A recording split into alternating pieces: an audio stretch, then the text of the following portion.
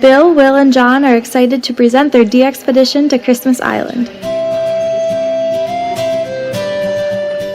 Bill had wanted to try a DXpedition for many years, and when his two sons agreed to join him, he started planning.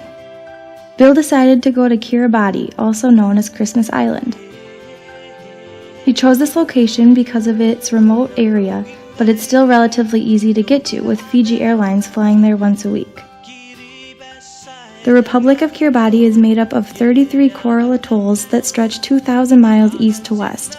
Christmas Island is on the far east side, due south of Hawaii. It started July 4th, 2014 at Will's house in Leech Lake in Minnesota. All of the testing of their equipment was performed at Will's house in Leech Lake. Bill spent more than a year purchasing and acquiring equipment to have it shipped from Hawaii, where he lives, to Leech Lake for a test run. It took multiple phone calls and emails to the Communications Commission of Kiribati to secure the amateur radio license. Tango 32 Delta X-ray was assigned to them on February 13, 2015.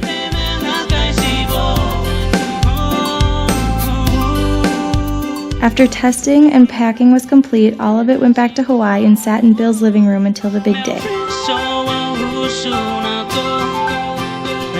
Will and John joined up with Bill in Hawaii and left for Christmas Island on October 27, 2015.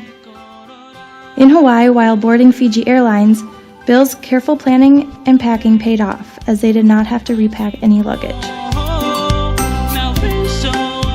Of course, the most important thing to see was the equipment getting loaded. They crossed the date line while they were flying, and they arrived on Wednesday, the 28th of October in 2015. Now the fun begins. The Kiribati customs area was small but efficient, and they were able to purchase their scuba diving license and fishing license there.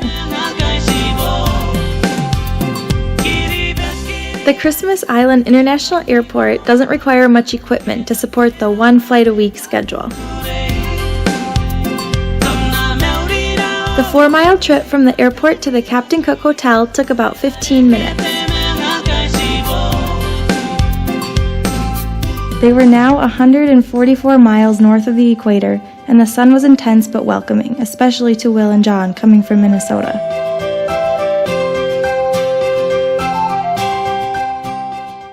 They passed through one of the older villages on the island, the village of Banana.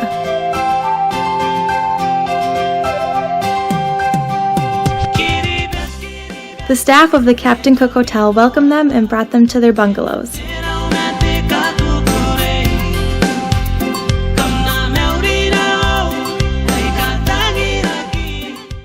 The bungalows were roomy.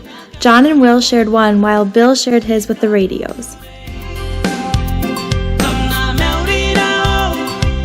Air conditioning in the bungalow rooms was an unexpected luxury.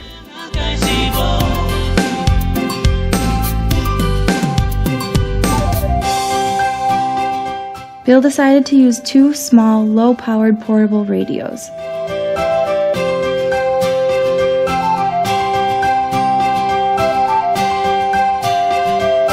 They used a quarter-wave vertical antenna and a vertical dipole antenna. The 2 antennas did very well and were about 200 feet apart. The quarter-wave vertical remained tuned to 20 meters, while the vertical dipole was tuned to 12 meters. 12 meters was open almost all the time during daylight.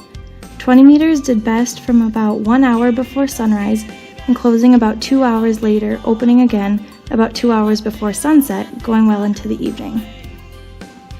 Because they were low-power stations, CW was the most successful. When 20 meters would fade, they then went to JT965 and were quite successful with that mode.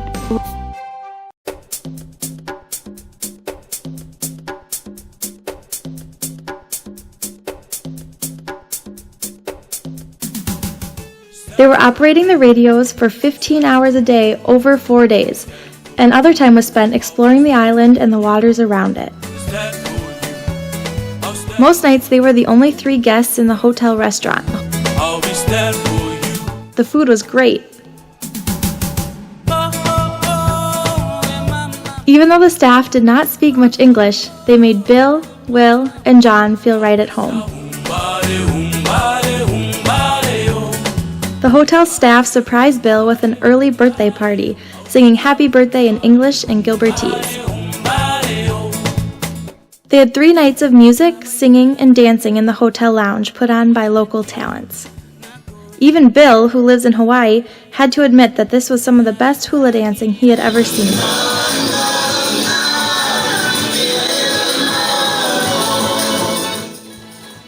It was very hot. Night temps dropped to a low of 80 degrees Fahrenheit and daytime temperatures around 85 to 90 degrees Fahrenheit with a humidity of 85%. So it felt like 100 degrees all of the time. It didn't encourage much daytime activity, and huge thunderstorms were present all the time but very localized. They had 85% sunshine and light winds varying around 5 miles per hour depending on the position of the thunder cells around them. Christmas Island is known for their bird sanctuaries and their bonefish fishing.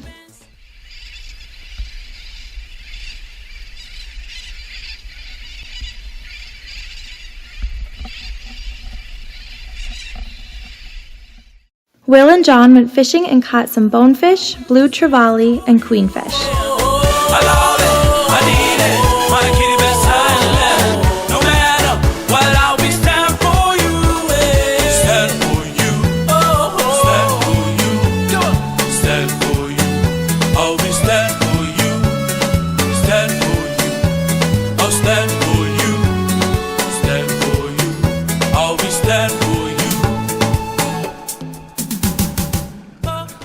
The large variety and color of the fish and coral made for some spectacular diving for John.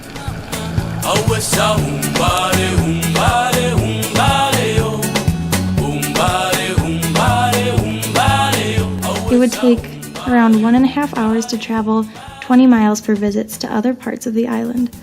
Roads were very poor, and sometimes they were driving in 2 feet of water.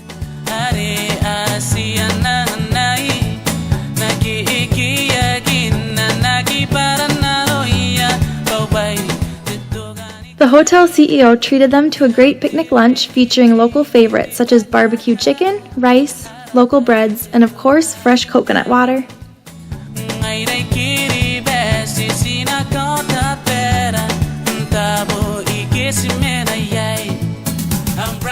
While exploring the island, they found some relics from the extensive atomic bomb testing done in the 1950s and 60s.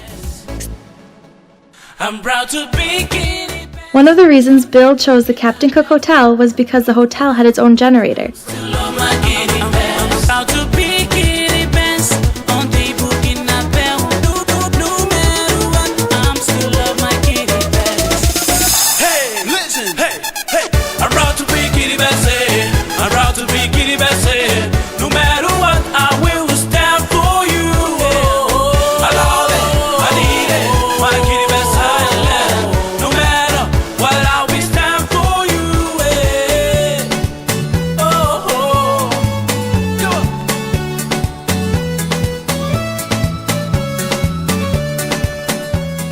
Bill, Will, and John agreed that their DXpedition was a huge success, with over 3,000 contacts made in over 90 countries, all in only 4 days of operation. After everything was packed up, they spent the rest of the last day on the beach.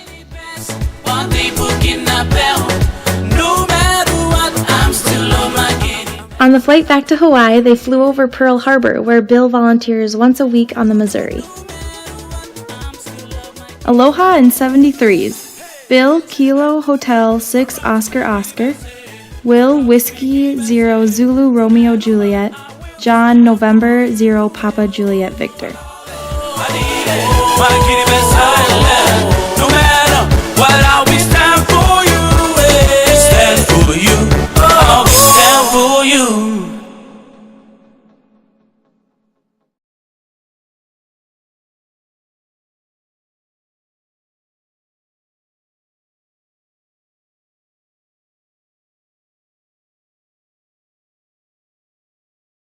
DXpedition to Christmas Island.